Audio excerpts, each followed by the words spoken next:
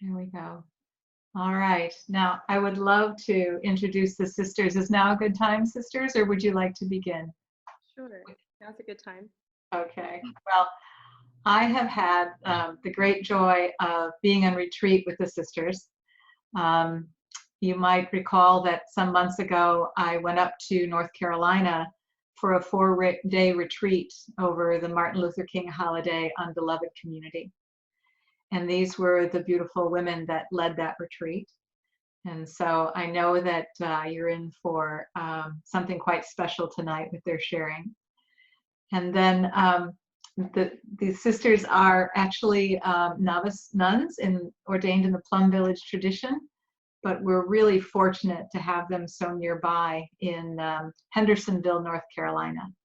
So they're our closest sisters. Yay! And I also will just say that I have known Sister Clear Grace for a number of years. What year was that when we were roommates? 2014, 15? Yes, I think so. I'm going to guess 15. Okay. But yes, we were roommates at the Magnolia Grove Monastery in Batesville, Mississippi, which is one of the Plum Village monasteries.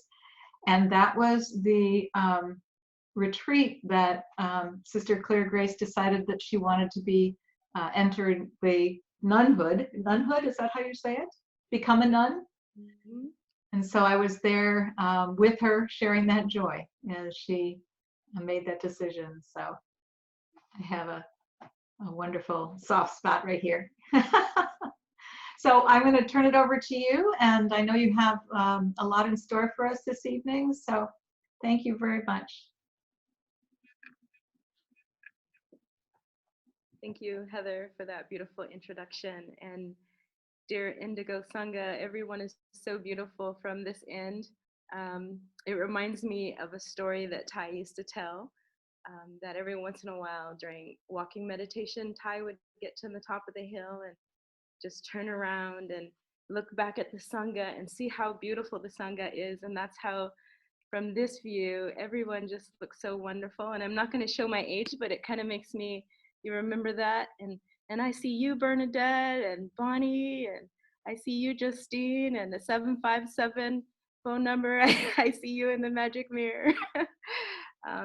Seeing everybody and their smiles makes me quite happy. And I hope that in the future, when we're able to be in person again, that I'm able to visit the Sangha, or that you're able to visit us here.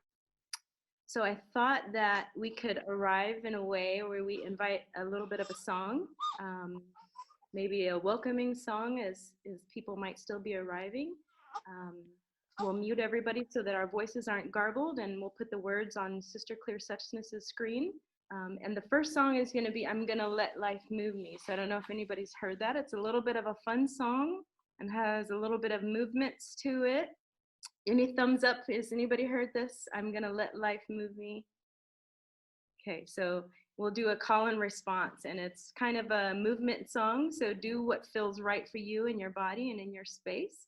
And we'll do a call and response. So Sister's putting that up. And this song was written by Sister Kyra Jewel, who used to be Sister Chow Yin in the monastic Sangha. And she's a dear Sangha sister now who teaches with us. So Gonna Let Life Move Me. All right. Everybody's muted. So it goes like this. I'm gonna let life move me. Now you guys can go. I'm gonna let life move me. I'm gonna let life stir me deep. Again, I'm gonna let life stir me deep. I'm gonna let life wake me from an ancient sleep. Again, I'm gonna let life wake me from an ancient sleep. I'm gonna laugh all my laughter. I'm gonna laugh all my laughter.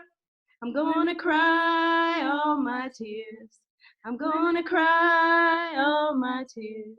I'm gonna love the rain as deeply as the sun when it clears. That last part again. I'm gonna love the rain as deeply as the sun when it clears. And then we go.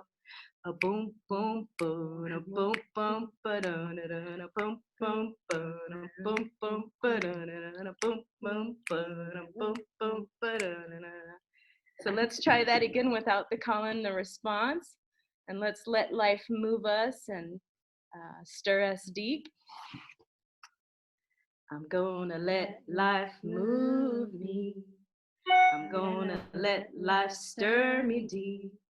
I'm gonna let life wake me from an ancient sleep.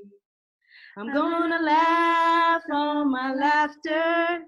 I'm gonna cry all my tears. I'm gonna love the rain as deeply as the sun when it clears. Boom boom boom, boom boom ba da da da, boom boom boom, boom boom ba da da da, boom boom boom, boom ba da da. Thank you, dear Sangha, and really appreciating that.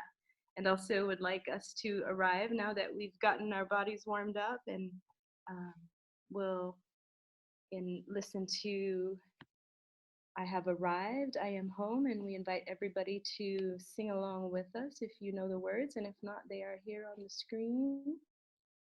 And after we go through I have arrived, we'll invite 3 sounds of the bell and go into a sitting meditation. Sister's making that so we're able to see it. Okay. I have arrived. I am home in the here and in the now. I have arrived. I am home in the here and in the now. I am solid. I am free. I am solid. I am free. In the ultimate I dwell. In the ultimate I dwell.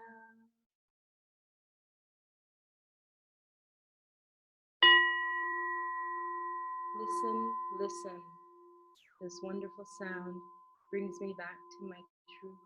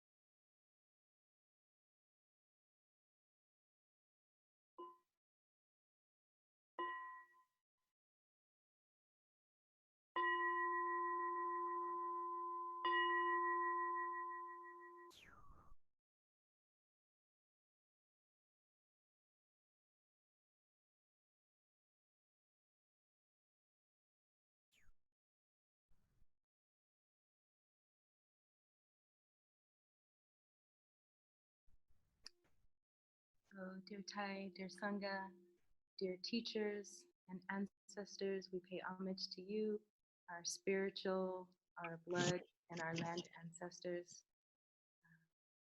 We have great gratitude for you. I am because you are, and you are because I am. Dear Sangha, so I'm going to let life move me. I'm going to let life stir me deep. And today I wanted to share about the practice of non-discrimination in the midst of it all. And sitting here with all of you and breathing and feeling quite grateful for the opportunity to be able to do that in Sangha, to breathe in and to breathe out. And I'll just do a quick check to see if everybody can hear me well from here. Is a good sound check? Okay, thank you. Do some thumbs. And in breathing, with each in and out breath and hearing the birds and being held in this circle, great joy is present. And then also what's present is also the awareness, right, of our collective consciousness, and that we as a world are on a ventilator and that we're experiencing respiratory issues, right? So when we can think of that and be aware of that in the same space where we're freely breathing in and out, and our ability to hold that is a great gift. So it's the joy and the pain are one at the same time. And this is the practice of not being swayed, or how does life move us, right? How does life stir us deep? So there's a steadiness, imperturbability, a steadfastness in our minds, and a place in our practice that we're able to come to, so that when we're disturbed by the ways of the world, we're able to maintain from a place of objectiveness. So a place where we can stand back and be aware of what's happening without being taken off in one direction and the other. And the Buddha teaches us this practice of cultivation of non-discrimination. I love that Thai uses this way of explaining equanimity, which is one of the 4 Brahma Viharas, or in our tradition, the 4 elements of love. Non-discrimination. So having a non-discriminatory mind. And what this means is there's the 3 types of feeling, 3 types of vedana. So we have pleasant, unpleasant, neither pleasant or neither unpleasant. Sometimes shared as agreeable, disagreeable, neither agreeable or disagreeable. And the equanimity is being in the middle of that. And a lot of times people think it means being unaware or disenchanted or disconnected. And it's the actual opposite of that, because when we're taken off in one direction of pleasure or unpleasant, we're not being present with what's right in front of us. But when we're able to practice the practice of equanimity, we're completely with exactly just what's happening. So nothing more, nothing less, not the story that we're telling, not the selfing or the I that's involved in that. And it's a state of mind. Equanimity is a state of mind that's cultivated by our mindfulness practice. So the practice of eating and walking, sitting, and listening to the bell. I'm pretty sure most of us have heard of no mud, no lotus. And this is enjoying the lotus, but knowing that the mud is there. Maybe aversion in the mud, but knowing that the lotus is there. So not really pushing away the mud and not really trying to hold on to the lotus. How can I keep this flower alive? How can I keep it fresh? It's so beautiful. Maybe it's not getting enough light. Maybe it's not getting enough water. Maybe in my lifetime I didn't talk to it enough. These are our stories and our selfing. So when we can just be with just the flower and all that is in the flower, including the mud, we're able to see the flower in a much different way, and we're able to be present for it. So when we do get moved and swayed by life and it starts to move us, we're able to react from a much different place. So tonight I want to share with you Sutta, the book of 8, chapter 6 in the Uttara Nikaya. And this sutta is called the Eight Worldly Winds, or sometimes known as the Eight Dharmas, the Eight Conditions, or the Eight Concerns. And the Eight Concerns, what they are, is the Buddha says that all of these conditions, no human being is removed from these conditions of the world. And the world spins around these eight conditions, and these eight conditions spin around the world. And these are pairs of the four agreeables and the four disagreeables. And we'll go into that a little bit further. I do want to share a poem that we picked out. Sister's going to read a poem for us that Thai has written. And Thai wrote this around the Vietnam War. And again, complete aware of the practice of equanimity. So we are going to put that up on the screen for you so you can read along or see it with us.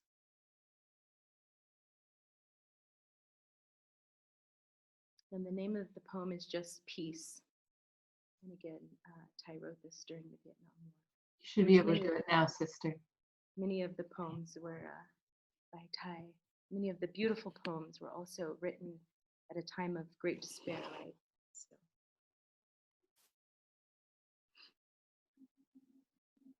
Title of the poem is Peace. They woke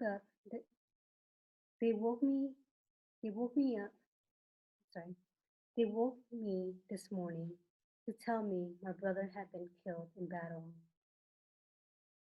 Yet in the garden, uncurling moist petals, a new rose blooms on the bush, and I am alive, can still breathe the fragrance of the roses and dung, eat, pray, and sleep. But when can I break my long silence? When can I speak the unuttered words that are choking me? By time.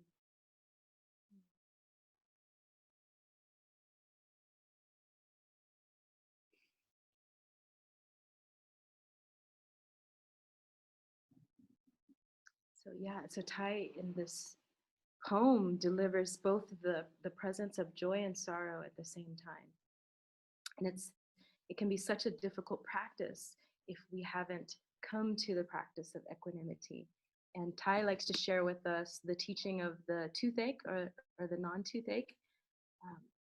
How many of us have experienced some type of pleasure throughout our day today? This might be, whether it's a bird singing or a smile of a child, or the blue sky, or the sound of the breeze, and there's also pain, right? So there's lots of pain around us. And the practice is in our daily life to cultivate this practice of equanimity in our mindfulness practice. What's arising?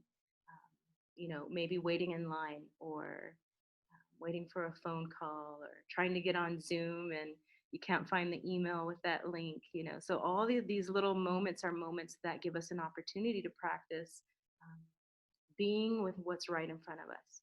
So how many of us remember the non-toothache in our daily life? Are we going around saying, gosh, it feels really good not to have a non-toothache, right? So our deluded mind forgets about this practice of neutrality, of not having a toothache. Our untrained mind doesn't allow us to remember what it's like to not have a toothache, but we do remember what it's like to have a toothache.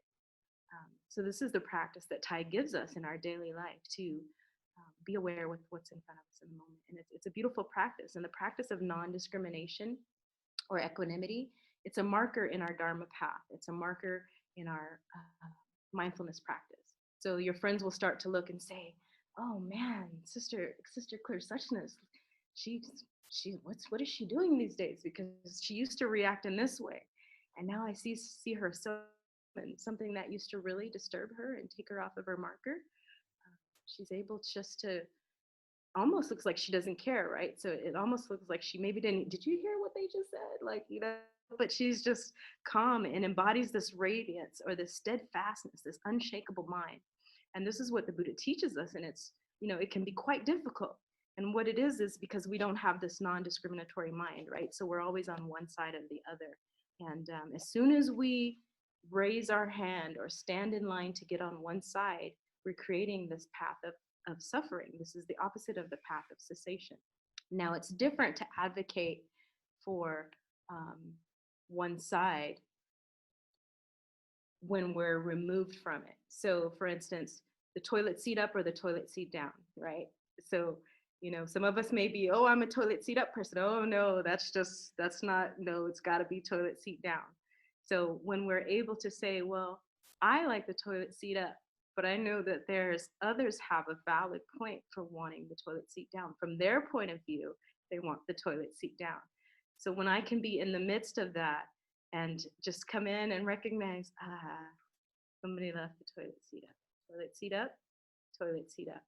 And not, oh, who did that? Or they should have put it down. Or what if I would have fell in, right? So this is the story. This is the story that we're telling ourselves. And this is where we're unable to be present, to maybe sit down with our partner and say, like, it'd be really nice if the toilet seat was put down, because the toilet seat should be put down, right? But we're able to maybe explain our point of view from a different point.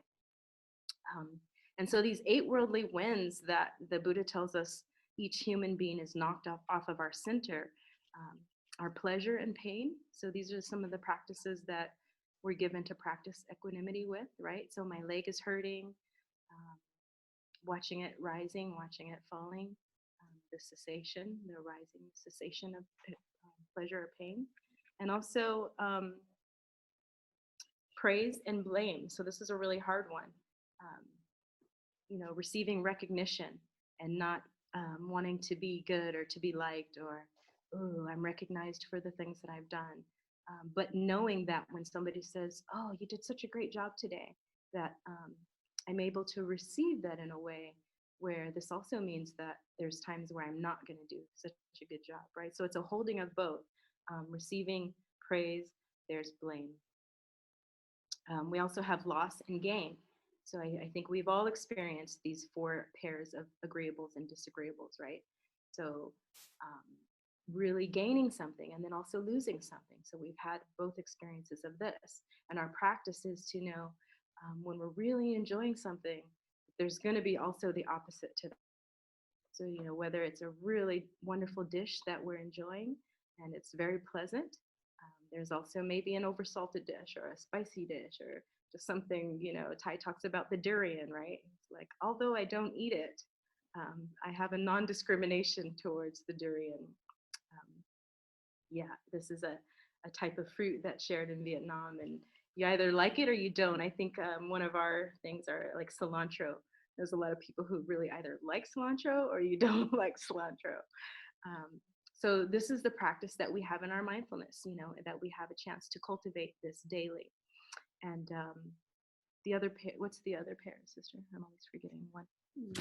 And we'll put the sutta up and also ask for you. I did pleasure and pain, encounter, disgrace and praise, right? So there's, we went over that one, but there's also fame and disgrace. So where we've been high, or we've had power, or we've had position, and then also where we've been disgraced. So again, these are the 4 pairs of the 8 worldly winds. And sisters putting that sutta up. Again, this is from the Pali Canon, the Anguttara Nikaya, and it's also studied in all Mahayana traditions.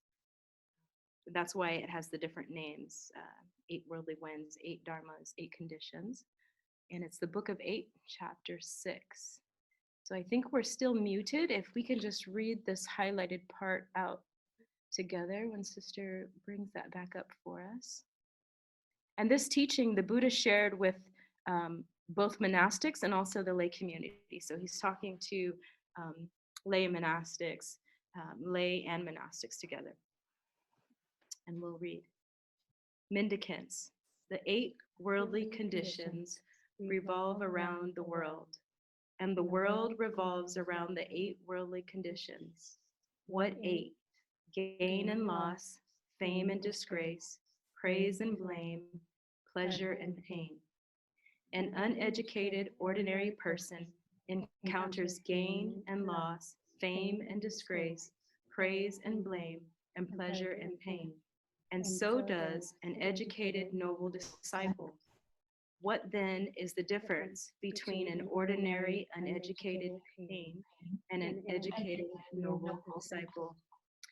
Mendicants, an uneducated, ordinary person encounters gain. They don't reflect, I've encountered this gain. It's impermanent, suffering, and perishable. They don't truly understand it. They encounter loss, gain, loss, fame, disgrace, praise, blame, pleasure, gain. They don't reflect, I've encountered this gain. It's impermanent, suffering, and perishable. They truly understand it. So what the Buddha is telling us here is when they talk about an ordinary mind or an untrained mind, it's a mind that has the practice of mindfulness and also one that doesn't have the practice of mindfulness. So the ordinary practitioner, when they experience gain, we're trying to see, how do we keep this gain, right? How do we keep this love in our life? How do we keep them here forever so that they don't leave us? How do we to want to keep it in this positive favor? Things are going so well right now. So even in our underlying tendency, there's a reason that we want to keep this gain here. And then when we experience loss, we push that away. But the mindful practitioner says, where there is pleasant, there is also pain. And it's not to like harp on either side or to be not like an Eeyore, right? So we're like, oh, well, don't forget about the mud. Oh, don't be enjoying that lotus. So it's not this type of personality. It's really just being able to understand that they're both in the one. And then, so how do we cultivate this practice, right? We cultivate this when we're standing in line and we're wishing that the line was moving faster. And we just find a space to practice where we're okay with long line, right? Or sounds are a great way to practice. When we in sitting meditation, I used to, in the very beginning of my practice, and it's still like right there, even though I've practiced for some short period of time, it's like a fine hairline fracture of oh, the birds are so beautiful. I think that's that red bird that I saw in the garden the other day, and they were just fluttering and building their nest, right? So it's not going off down this path, but it's just bird singing, pleasant sound. Bird singing, pleasant, right?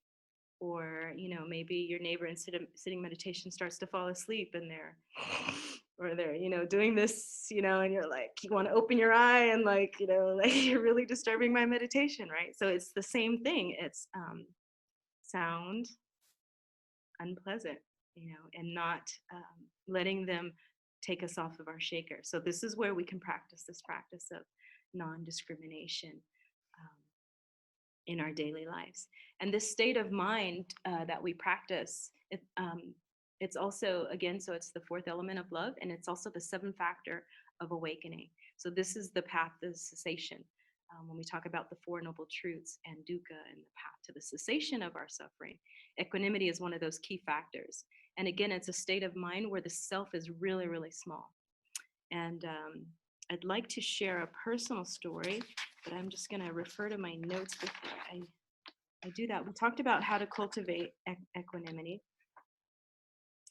How do we develop equanimity?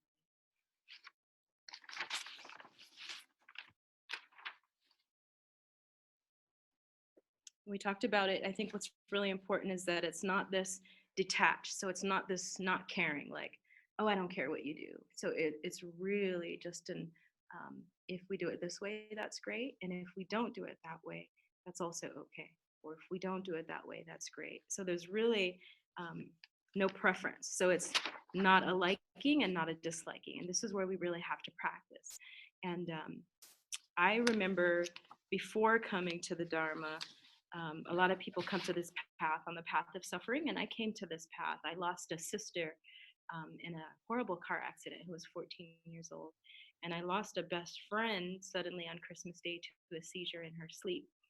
And my whole world was moved and shook. My everything, my profession revolved around these two particular people. And when I lost them, there was such a inside gut-wrenching feeling that was torn from me, that I felt not whole. And it was a deep state of suffering.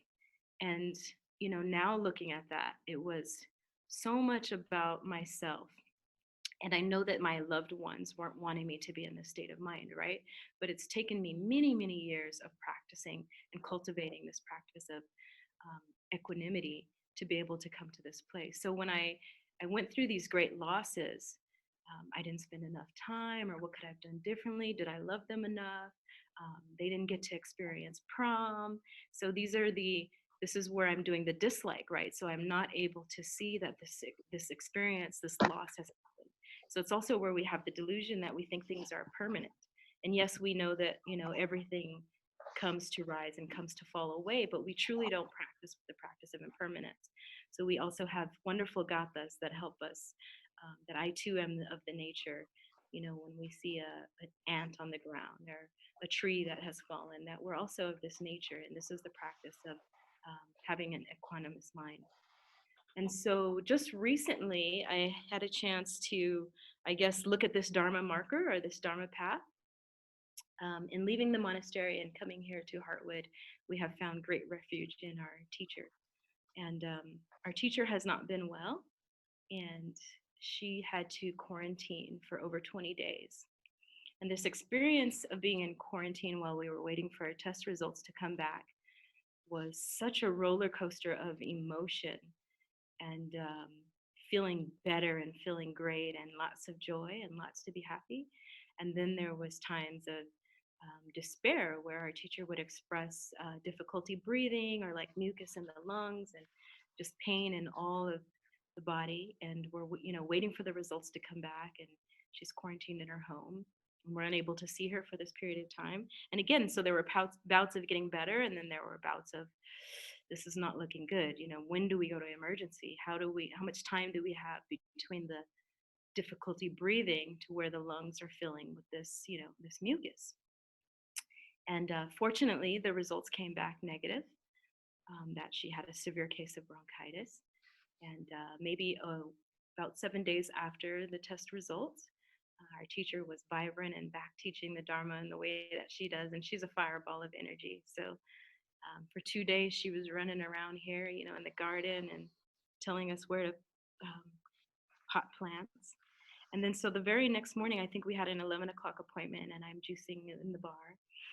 And I get a phone call from a dear, dear friend who lives at the Hermitage who tends to the Sangha. I think they've been together for over 30 years. And this friend says, Sister Grace.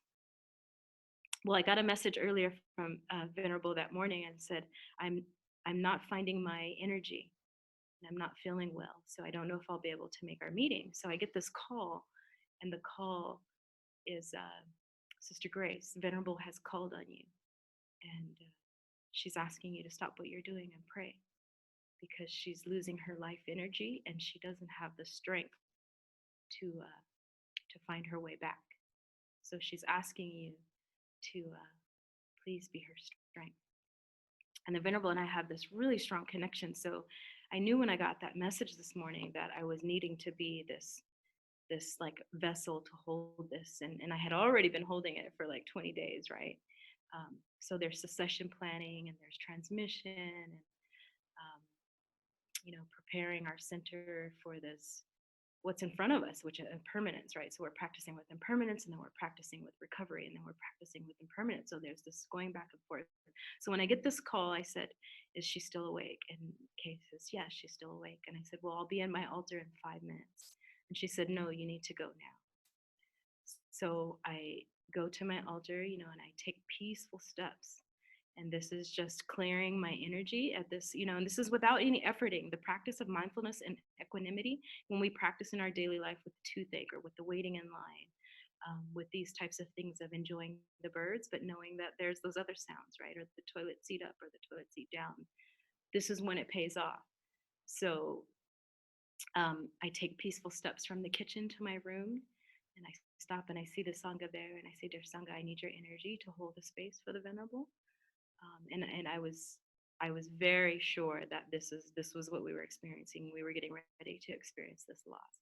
And in my prayers, it was I'm asking the strength to, I need the courage to continue, should this be the transition of my dear teacher.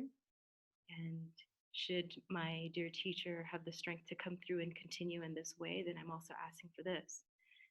But there was no self in that moment, and there was no clinging or grasping to her and wanting her to stay or wanting to hold her in this space. And um,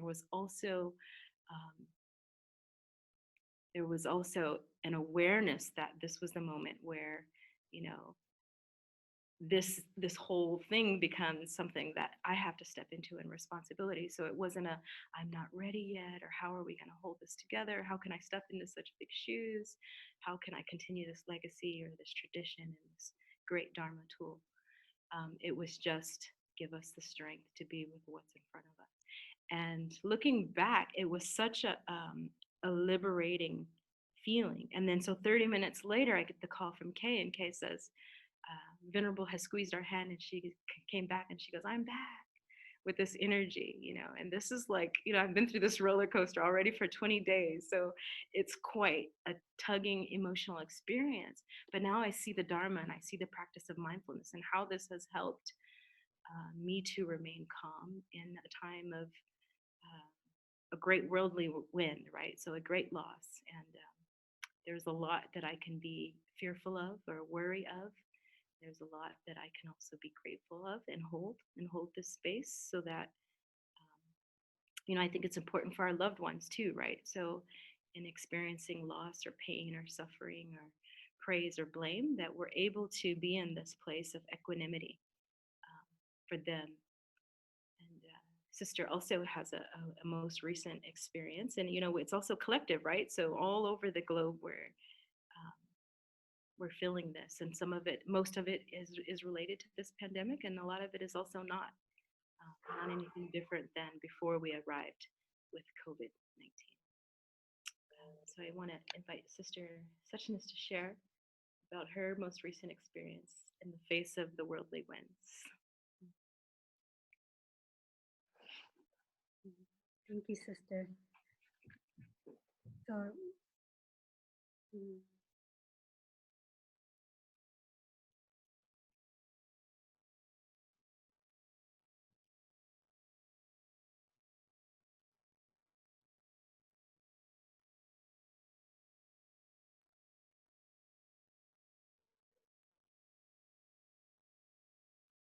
so a few days ago,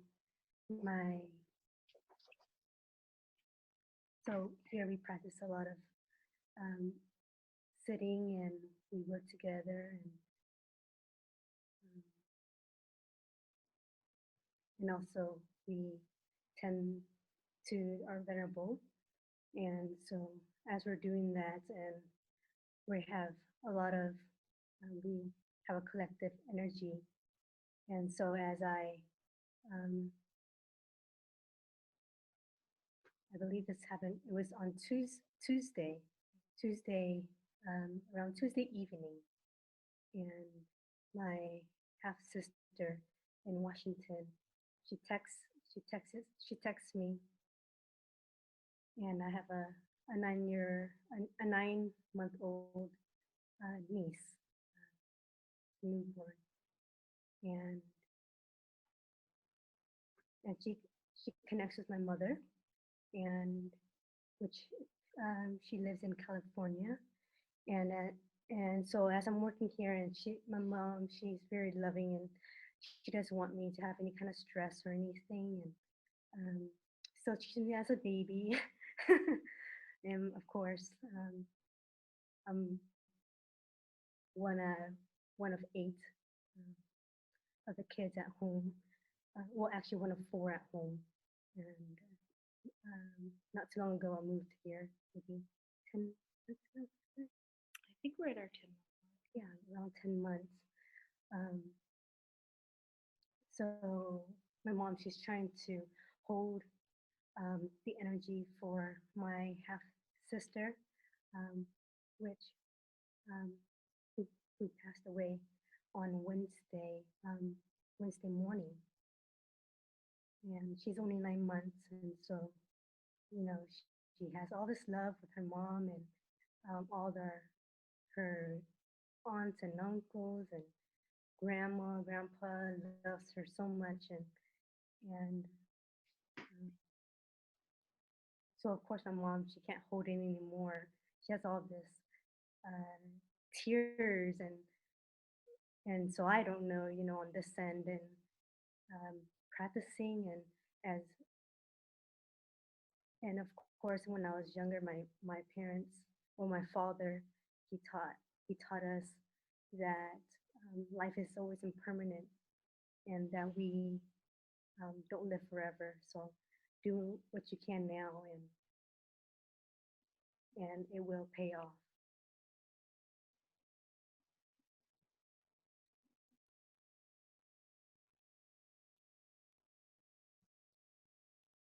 So those words has always stuck with me, and as I practice every day, I'm very grateful to be in this environment um, with practitioners and you all, and have a sangha where we can practice all together.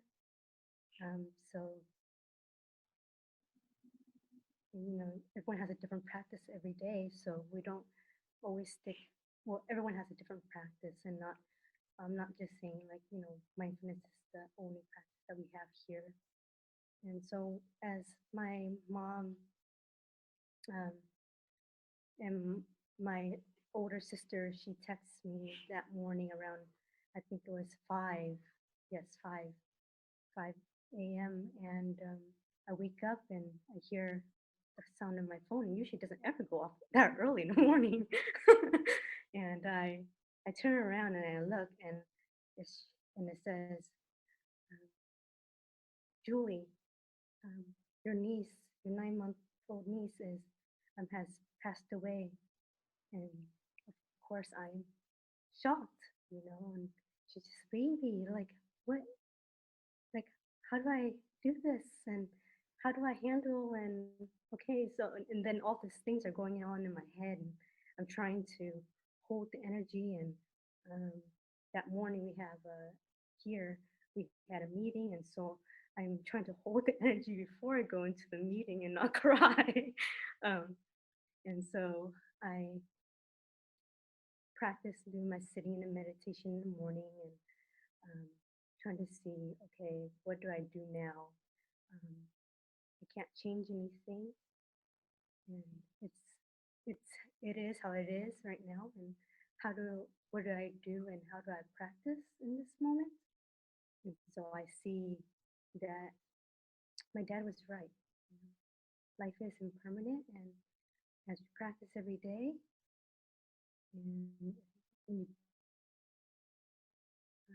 cultivate uh, good merit, and as you continue that, and your niece will have may be born again in human life. And so I'm not sad, but I am sad, but I understand that the Buddha ways is that you continue to practice and learn, um, and put a lot of effort into your learning, in the Dharma, or um, or other beliefs, that you may come back and learn, and become a human again. And it's not easy to become a human. And so I would like to share that, and I hope that. And I thank you all for listening to my story. Thank you so much. Thank you, sister. And sister said something about like she was sad, but not sad, and this is the feeling when I got that phone call. There was a rising, right, and a throat closing, and tears, the eyes welled with tears. But there was a complete awareness that this is sadness is arising, and I'm losing somebody that I love dear. And it's a different way to hold pain, and it's a different way of seeing the view of the world. And especially with COVID, and if any of us watch the news, and like the lockdown or not to lockdown, right? And for those of us that are we're all affected, right? So COVID doesn't discriminate, but the systems do, the disparities that are there. And when we see, the healthcare workers giving essentially as they do, and then we see, there's an urgency to get back to, what we know, and how that can be painful. So watching, 5 minutes of the news, that can, if I stand from a standpoint of this is me, this is mine, this is myself, or